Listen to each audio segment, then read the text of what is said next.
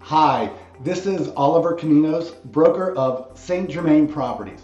So I have many out-of-state buyers who are asking me, hey Oliver, when is the market gonna crash in Charleston?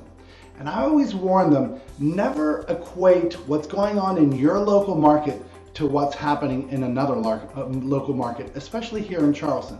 So many of my out-of-town buyers come from New York, New Jersey, Chicago, Portland, or maybe the Rust Belt, like Pittsburgh or Ohio, Michigan.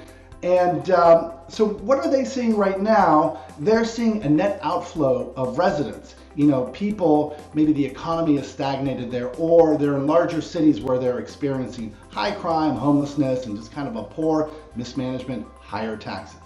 What are we seeing here in Charleston? Well, we're seeing a large influx of people even during these times of recession. People are coming here for the beaches, the restaurants. Charleston is a historical gem. Moreover, they're coming here for the lower crime rates, economic opportunity, and it's just a great place to live. Schools are, really improving. So again, if you're in an area where property values, let's say in Portland or Chicago or in California, you've seen maybe 5% property declines. I'm not saying that things haven't flattened here, but we're not experiencing that crashing effect here. And we really don't expect to experience that, although I think there will be a little dip, maybe a little retraction in value of a few percentage points.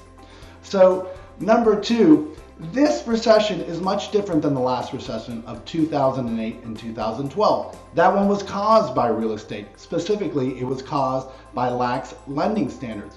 Right now, most people in homes have a high credit score. They put some money down, and with the increase in property values, they're sitting on maybe $100,000 or a few $1,000,000 of equity. They don't need to sell. We don't have those bartenders and landscapers from 2009 that owned 5 or 6 condos and 3 or 4 homes that all sat vacant. This is a much different recession, really caused by inflation. And that leads me to my last point.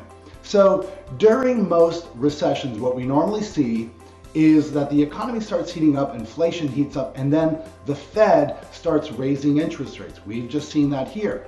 That causes the economy to go into recession. Once the inflation is tampered down, you'll see that mortgage rates will actually come down. It's happened in almost every recession from the 70s and earlier on, with the exception of the last recession.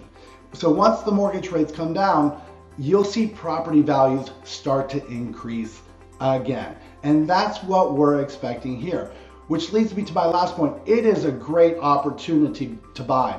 Gone are the days of just a few months ago where you had to put in offers sight unseen. Now you can take your time, although the properties are still moving relatively quickly and inventory is still relatively low.